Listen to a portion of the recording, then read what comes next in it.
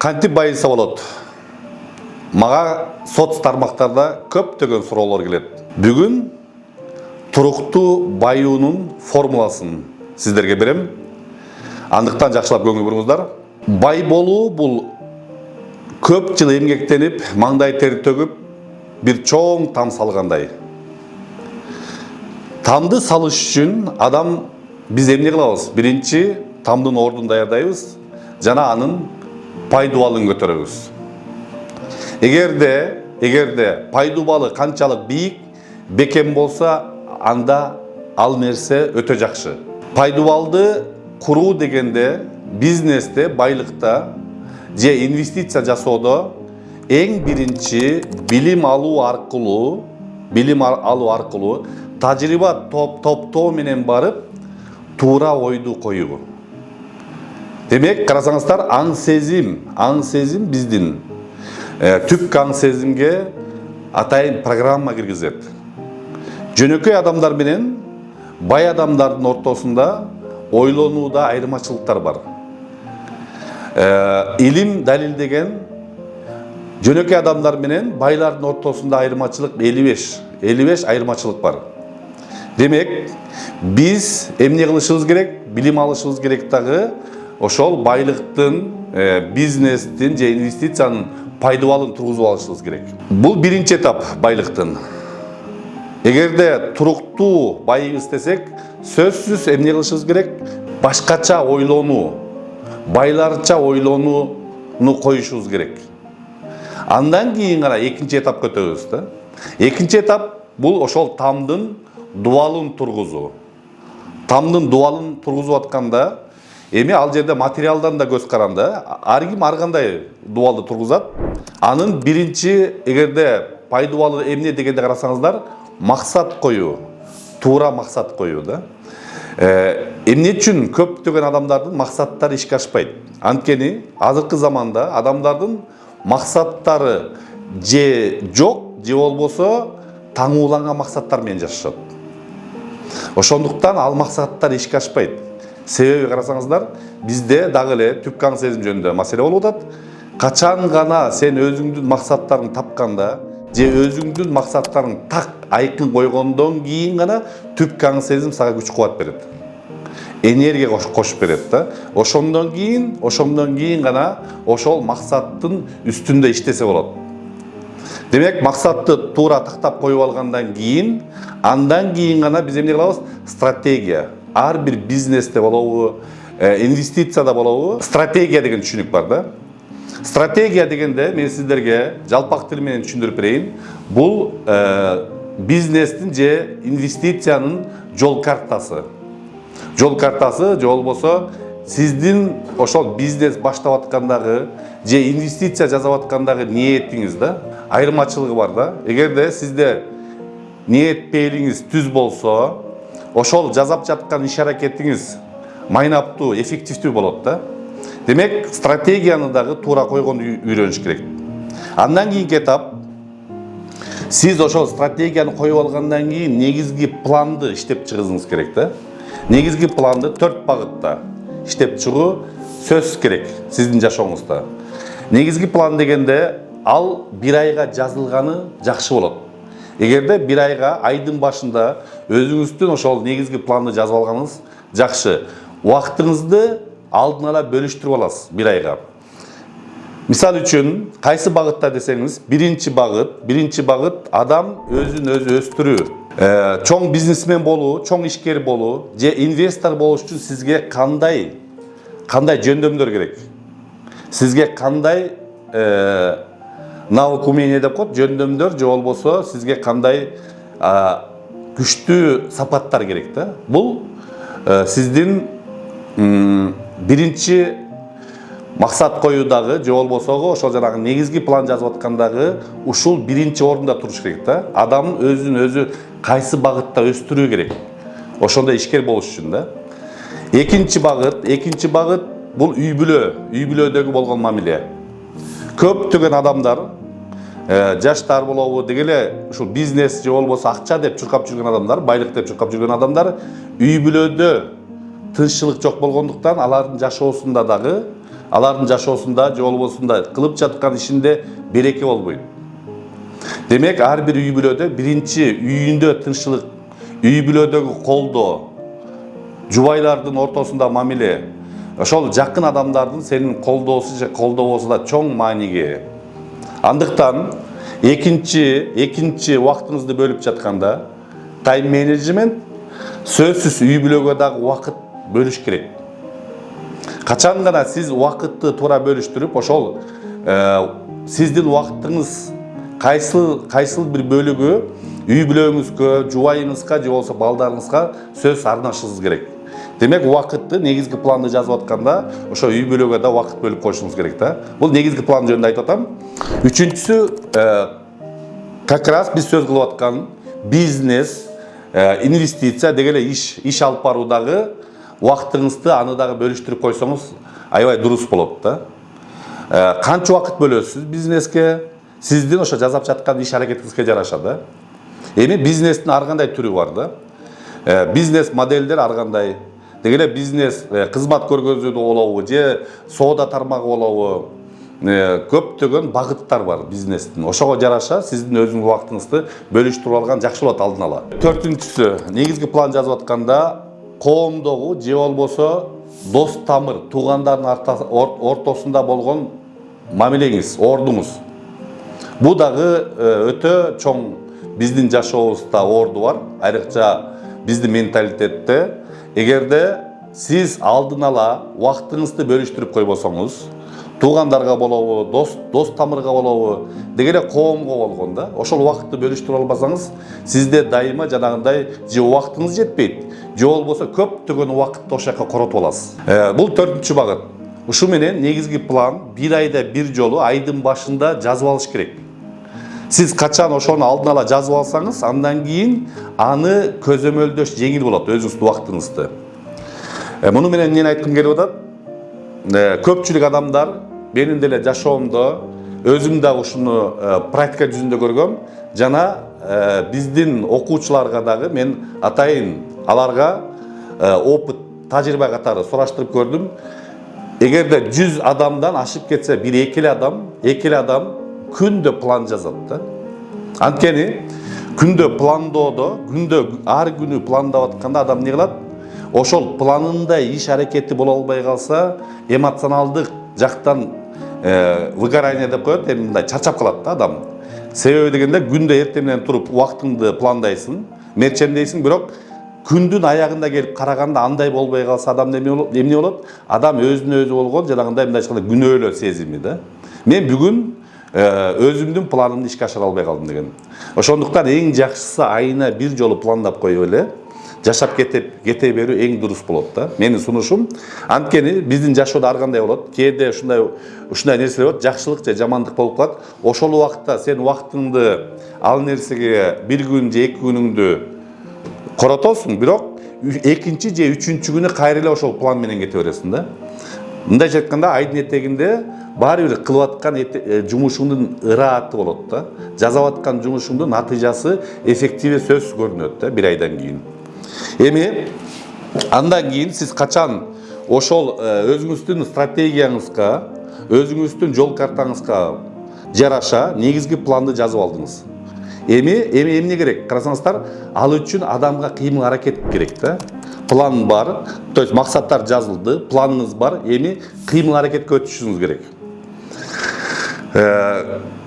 Ийгилик өзү күндө жазалган бир нече эле кыймыл аракет. Бардык ийгиликтүү адамдар ошол керектүү эле кыймыл аракетти күндө кайталашат. Андыктан сиз жасап аткан жумуш, кыймыл аракет бул эмне? Амалдар да. Амалдар ошол бир нече жолу жасалгандан кийин ал адаттарга айланат да. Керектүү бизнеске же инвестицияга, деги эле сиздин жашооңузга керектүү кыймыл аракеттер кайра кайталанып отуруп, ал сиздин адаттарга айланыш керек да. Керектүү кыймыл аракет эмне? Бизге күчтүү адаттарды пайда кылат да. Демек, бизнестеги же инвестиция жасап аткандагы бизге күчтүү адаттар керек да. Дайыма бизди алдыга жылдыра турган. Көрүңүздөр, ошондон кийин гана ошол адаттар жүрүп отуруп бизге эмне берет? Натыйжа. результат. То есть результат адам кайра улам результат пайда боло баштаган сайын, натыйжа ала баштаган сайын жүрүп отуруп адамда эмне пайда болот? Ишеним пайда болот. Адам натыйжа алган сайын адамда эмне болот? Мүнөз калыптанат да. Эгерде сиздин жасап аткан жумушуңуз, жасап жаткан жумушуңуз жакшы результат берсе, барып жүрүп отуруп күчтүү мүнөз. Сизге ошол сапаттар барып сизге эмне берет? Характер берет да. Качан гана адамда туура мүнөз пайда болгондон кийин гана жүрүп отуруп жанагындай эмне чоң тагдыр күтүп турат да, сизди чоң ийгилик күтүп турат. Бул экинчи этап. Демек ошол бир чоң тамдын дуалын тургузуп алабыз да. Дуалын тургузуп алдык. Мындан ары эми андан кийин жүрүп отуруп гана эмне кылабыз? Тамдын чатырына өтөбүз да. Чатырына өткөндө крышада, үйдүн крышасында өтүп атканда бул кайсылар десеңиздер, эмнелер ал жакка кирет дегенде, бизнес же инвестиция, мен айтып аткан нерсе да, бизнес же инвестиция. Адамдар биздин коомдо эмне үчүн көптөгөн адамдар бизнес баштайт, же болбосо акчасын туура эмес жакка салып ийет да. Бизнес баштайт, банкрот болот, же болбосо салып аткан акчасын эмне кылат? Кайра кайтпай калат да. Анткени алар жанагы тамды салып атканда фундаментин куйбай туруп, дуалын тургузбай туруп эле крышасын жаап салгандай нерсе да. Ушунун айынан көптөгөн адамдар статистика боюнча бир башында башталган бизнес бир 2 жылдын ашып кетсе 3 жылдын ичинде 95% банкрот болот да бизнестин. Бул көргөзүлгөн, мындайча айтканда анализделген статистика да. Ушунун бирден бир себеби жана мен айтып аткан фундаменттин куюлбагандыгы, жана дуалдын тургузулбагандыгы да. Барып эле адамдар эмне крышасына кирип кетет да. Баланча бизнес кылып аткан экен. Же болбосо бирөөлөр келип айтат, тигил жерге акча салыш керек экен. Ал жерде бир сонун бизнес экен дейт да. Адамдар эмне кылат? Ишенип 10 жыл, 20 жыл, 30 жыл топтогон каражатын маңдай тери менен тапкан акчасын алып барып салып ийишет да. Аягында эмне болот? Эчтеке жок да. Мындайча айтканда 20 жыл, 30 жыл сиздин эмгегиңиз текке кетти. Ошондуктан сөзсүз бизнести үйрөнүш керек. Бизнести үйрөнүштүн эми ар кандай жолдору бар да. Эң биринчи, эгерде сиз бизнес кылам десеңиз, айрыкча жаштар, мен сиздерге сунуш кылам. Пассивный доход деген түшүнүккө шашпай туруңуздар да. Пассивдүү киреше деген сөз, бул деген эмне? Стабилдүү доход алуу. Анын да убагы келет, анын да учуру келет да. Азыркы мени кээде жаштар таң калтырат. Пассивдүү киреше коюп койсомбу деп чуркап жүргөн адамдар бар да. Мага пассивдүү доход керек эле, ушундай кантип бир бизнести коюп койсоң эле, ал бизнес сага ушундай бир инвестиция жасап койсоң, ошол дайым акча келе берсе деген адамдарда, айрыкча жаштарда иллюзия бар да. Андан көрө жаш кезде кыргызда айтканда, берсин мээнетти, карыганда дөөлөттү дейт да. Жаш кезде бизнести жасаш керек. Убагы келет сиз. Ошол көп акча топтогондон кийин акчаны туура жакка алып барып салуу. Бул да инвестиция, бул чоң жөндөм. Бул да бир өзүнчө кесип да. Эми мындан ары башка заман келди. Илгеркидей бир жактан алып туруп эле экинчи жакка алып барып сатуу деген бизнес уже токтоду да. Бир жерге барасың, арзан алып келесиң, экинчи жерге алып барасың, кымбат сатасың да. Ушу сыяктуу да. Оптовиктер болгон, мисалы үчүн карасаңыздар, Кытайдан, Турциядан, Ирандан, дагы Россиядан ушул сыяктуу өндүрүлгөн товарды алып келген дагы арзан эмне кылган? Арзан эле алып келип, берден алып келип өздөрүнүн маржасын, өзүнүн кирешесин кошуп туруп сата беришкен да. Мындан нары бул бизнестер иштебейт. Башка доор келди да. Заманга жараша биз да ошого аракетти уже өзгөртүшүбүз керек да. Баягыдай купи продай мындан ары иштебейт. Андыктан сөзсүз өзүңүз биринчи багытты аныктап алышыңыз керек да. Сизге кайсы бизнес жагат? Эмне кылып мындан ары сиз өзүңүздү мындайча айтканда кайсы жактан таба аласыз да. Ошон үчүн биринчи адам баласы жаш кезинде ар нерсени аракет жасап көрүш керек да. Мен мурдараак айтып жүрчү элем, бир 30-35 жашка чейин ар түрлүү бизнестер жасап көргүлө депчи. Мен азыр айтмакчымын да 40 жашка чейин жасап көр да. 40 жашка чейин өзүң жактырган тармактарда жазап ошону үйрөнүп көр да. То есть бизнести жасаш үчүн эмне керек? Сөз тажрыйба керек да. Ошол сиз каалап жаткан бизнестеги кухняны, ошол бизнестин мындайча айткандагы ичиндеги болуп аткан нерселердин баарын көрүп өтүшүңүз керек да.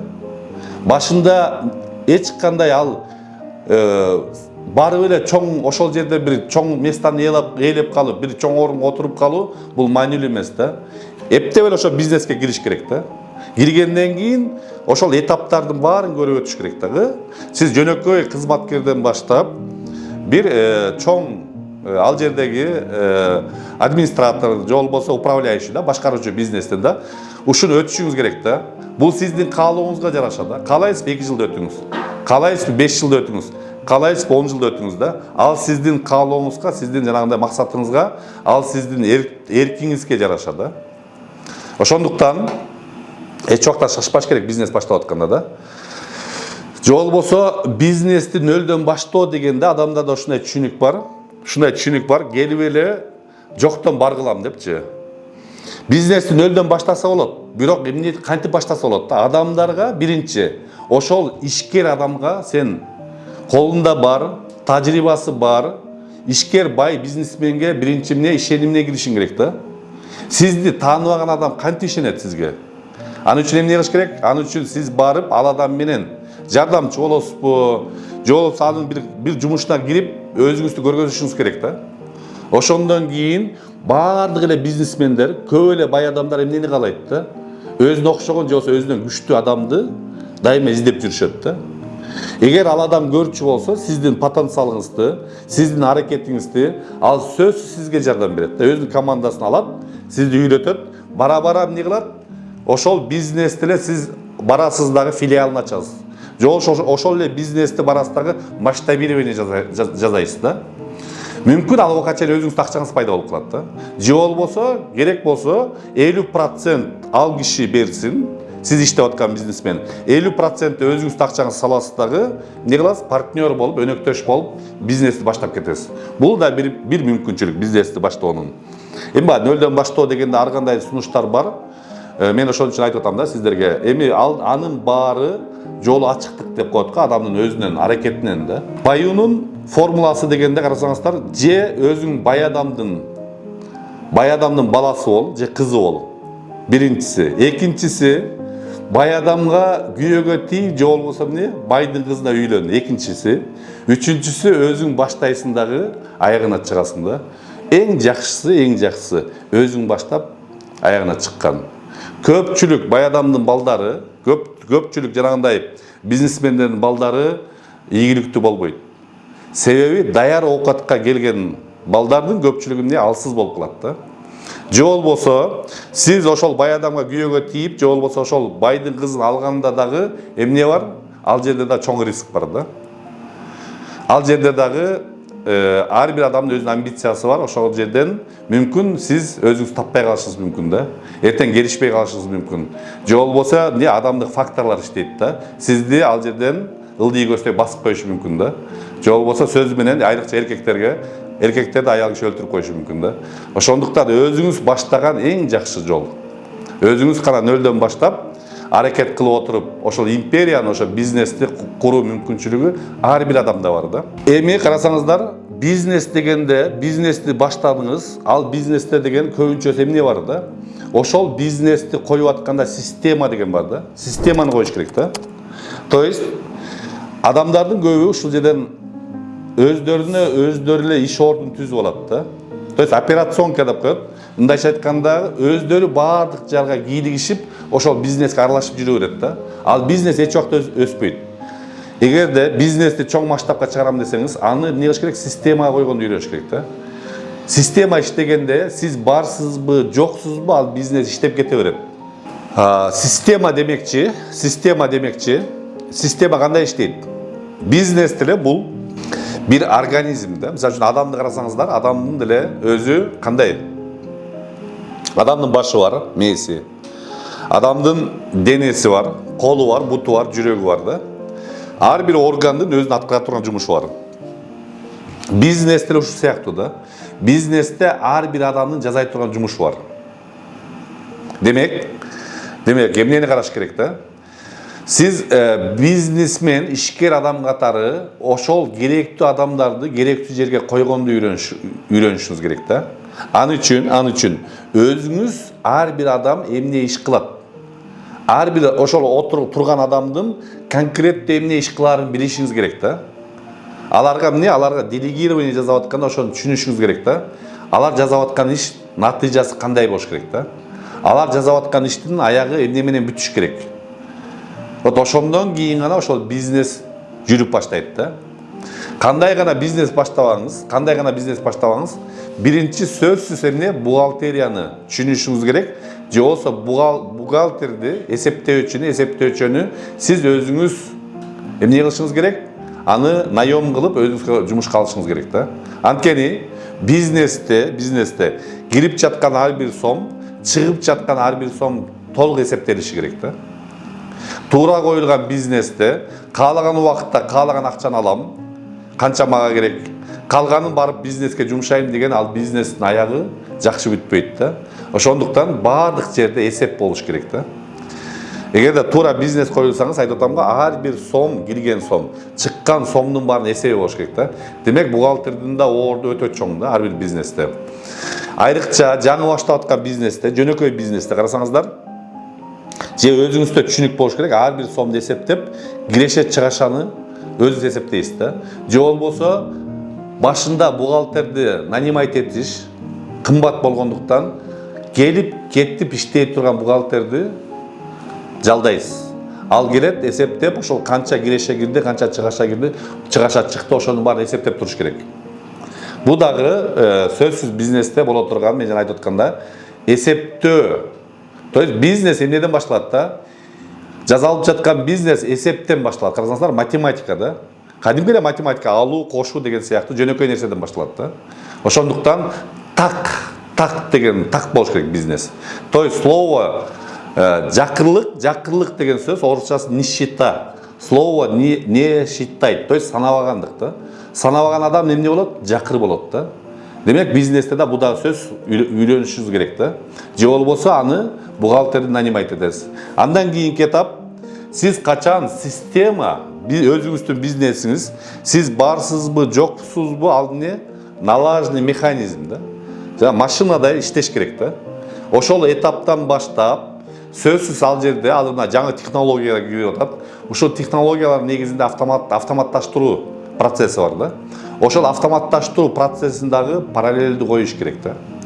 Кийин жүрүп отуруп, ошол жерде качан сизде стабилдүү, туруктуу доход кирип баштагандан кийин, андан кийин масштабирование, андан кийин экинчи, үчүнчү точканы ачылат да. Эч убакта буга шашпаш керек. Көпчүлүк мен ишкерлердин катасын көрөм, алар шашып кетет. Шашып кетет дагы, командасы даяр болбой туруп эле, бат эле эмне кылат? Экинчи же үчүнчү точканы ачып башташат да. Бизнес проблема бизнесте эмес, проблема адамда да. Ошол коюп аткан. Айтат го, мен тамашалап айтып калам, бизнестин тормозу да өзүңсүң, бизнестин мотору да өзүңсүң да. Мотор эгерде сен күчтүү болсоң, өзүң күчтүү болсоң, анда бизнесиң сага окшош да. Эгерде сен өзүң тормоз болсоң, анда өзүң бизнесиң эч убакта өспөйт да. Ошондуктан эмне кылыш керек? Адам биринчи, эгерде сиз чоң ишкерликке барам десеңиз, өзүңүздү даярдашыңыз керек. Качан сиз даяр болгондон кийин гана чоң бизнес башталат да. Демек, экинчи, үчүнчү точканы ачып жатканда, масштабирование, жана бизнести көбөйтүп атканда, сөз ал жерде бир нече факторлор бар да. Ошолор дагы сөз алар каралыш керек да. Мен ошондон бир-экөөнү сиздерге айтып коеюн. Биринчиси сөз ал жерде команда даяр болуш керек да. Демек, сиз алып келип аткан, эгерде соода жөнүндө сөз кылсак, алып келген товарыңыз ошол жерге өтүп туруп калды да, ашыкча.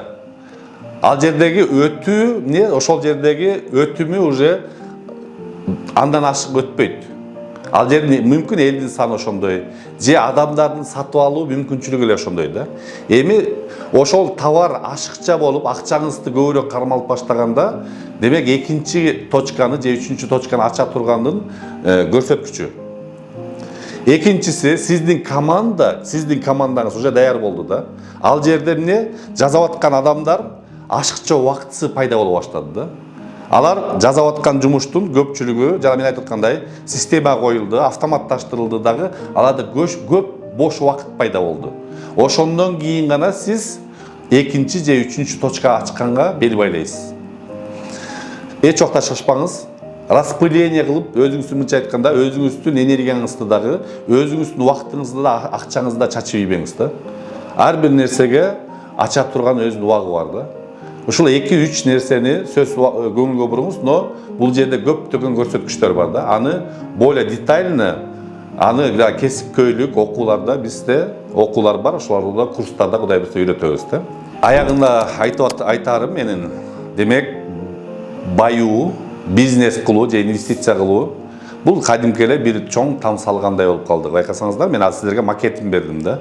Ошо фундаментсиз дуалды курбаңыз да. Дуалы жок, эмне? Чатырын курбаңыз да. Көпчүлүк адамдар эмне кылат? Айтып атпаймынбы? Же дуалын салып баштайт, фундаментин куруп, пайдубалын курбай туруп эле, же болбосо сразу эле крышага өтүп кетишет да. Бизнести, инвестицияны баштап ийишет да. Анан аягы жакшы бүтпөйт да. Анан сиздерге да айтарым, эң жакшысы устат күтүү да. Туура устатты тапсаңыз, сиз өзүңүз 10 жыл, 15, 20 жыл короткон убактыңызды устат менен 2-3 жыл, ашып кетсе 5 жылда ошо результатка чыгасыз да. Андыктан устатты да тандаш керек. Эми устат тандап атканда карасаңыздар, ал адамдын каягын карайсыздар да. Анын баалуулуктарын сөз караш керек. Кандай баалуулуктары бар? Ал адамдын ой жүгүртүү, ал адамдын жашоо образы жагыш керек сизге да. Жана жок дегенде сизден 5 эсе, эң жакшысы 10 эсе көбүрөөк акча табыш керек да. Бул дагы бир көрсөткүч болуп эсептелет да. Устат тандоодо дагы жаңылышпаш керек. Себеби дегенде бул дагы өтө чоң мындайча сиздин жашооңуздагы туура чечимдердин же туура эмес чечимдердин бирөө болуп калышы мүмкүн да. Анда эмесе бүгүнкү сабагыбыз ушу менен бүтүп жатат. Сиздерден мен комментарий күтөм. Кудай буйрса, ушул видео сабак жакса, улайлыбы же болбосо сиздердин жактырган кайсы темада, мамиле темасында болобу, же болбосо өзүн өстүрүү темасында кайсы сабактарды каалайсыз, сөзсүз комментарийге жаза кетиңиз. Анда эмесе кийинки жолу, эмки сабакта жолугушканча сак саламатта туруңуз.